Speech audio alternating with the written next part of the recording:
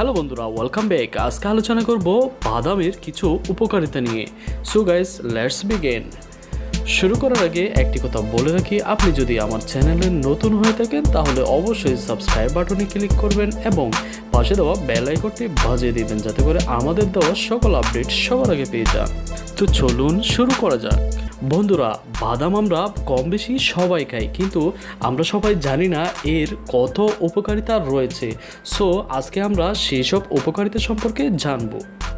বন্ধুরা, পুষ্টিগুণের দিক থেকে বাদামের কোনো বিকল্প নেই বললেই চলে। বাদামে রয়েছে প্রচুর পরিমাণে protein, calcium, vitamin E, fibre, selenium, vitamin C, antioxidant, amino acid, potassium, omega 3 fatty acid.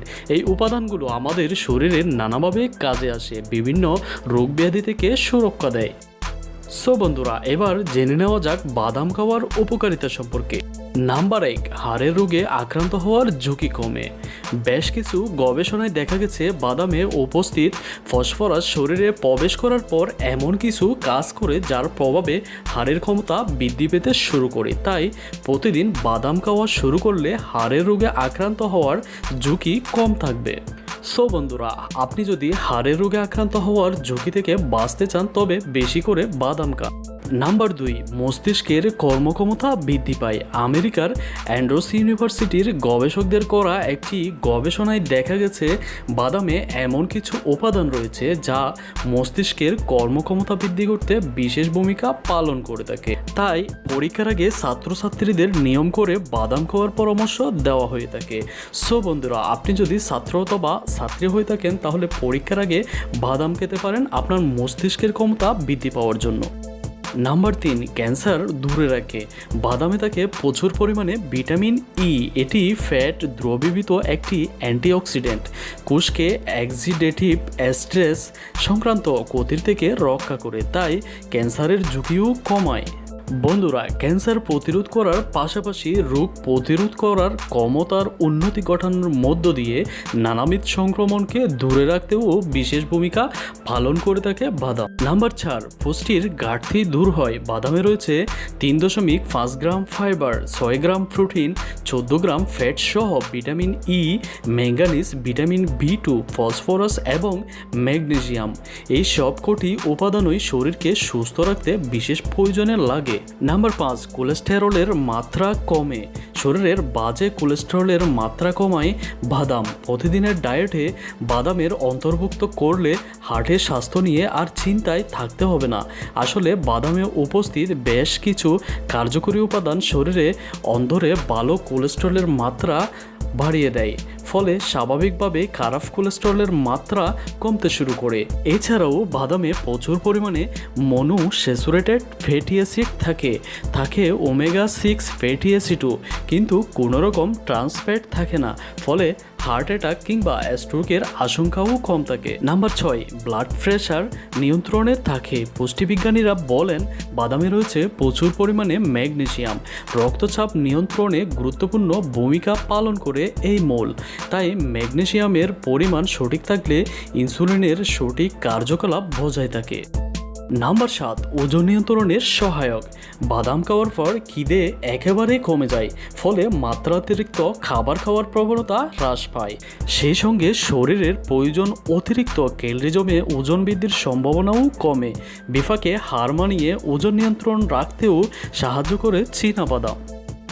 Number 8, কোষ্ঠকাঠিন্য কমায়। বাদামের ফাইবার শরীরের জন্য উপাদেয়। আর্জিনিন এবং হেলদি ফ্যাটের সঙ্গে এই ফাইবারের উপস্থিতি কার্ডিওভাস্কুলার ডিজিজ রোগীদের ক্ষেত্রে অত্যন্ত জরুরি। ফাইবারযুক্ত খাবার খেলে কোষ্ঠকাঠিন্যের সমস্যা কমে যায়। নাম্বার 9, কোষের ক্ষমতা বৃদ্ধি পায়।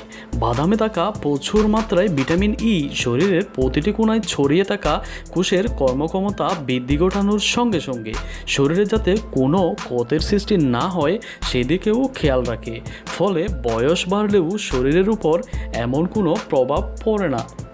নাম্বার 10, হজম ক্ষমতার উন্নতি। বেশ কিছু গবেষণায় দেখা গেছে নিয়মিত পানিতে ভেজানো বাদাম খেলে দেহের অন্দরে বিশেষ কিছু এনজাইমের করণ বেড়ে যায়, যার প্রভাবে হজম ক্ষমতার উন্নতি ঘটতে শুরু করে। সেই সঙ্গে গ্যাস অম্বলের প্রকোপও কমে যায়।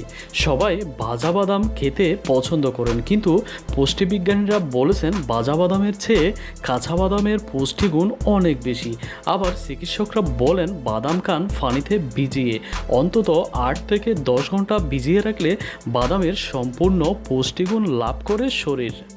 সো বন্ধুরা, আমরা এতক্ষণ ধরে বাদামের উপকারিতা সম্পর্কে শুনলাম। এখন আমরা জানবো বাদামের কিছু অপকারিতা সম্পর্কে।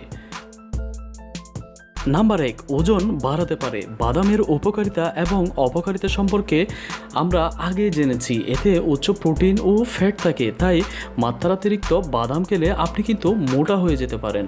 কাঠবাদাম ওজন কমায়, পাশাপাশি বেশি খেলে ওজন বাড়াতেও পারে। এছাড়াও অন্যান্য বাদামে রয়েছে যা সঠিক মাত্রায় না খেলে ওজন বৃদ্ধি করতে পারে, তাই নিয়মিত খাবার তালিকায় বাদাম যোগ করলে 4 ভাগের 1 ভাগ রাখুন। নাম্বার 2, গ্যাস্ট্রিকের সমস্যা। আপনার কাজু বাদাম পছন্দ আর আপনি রোজ প্রয়োজনের থেকে 200 গ্রাম বা তার বেশি খেয়ে ফেলেন, তাহলে গ্যাস্ট্রিকের সমস্যা হতে পারে, কারণ এটি বাদামের একটি পার্শ্ব প্রতিক্রিয়া।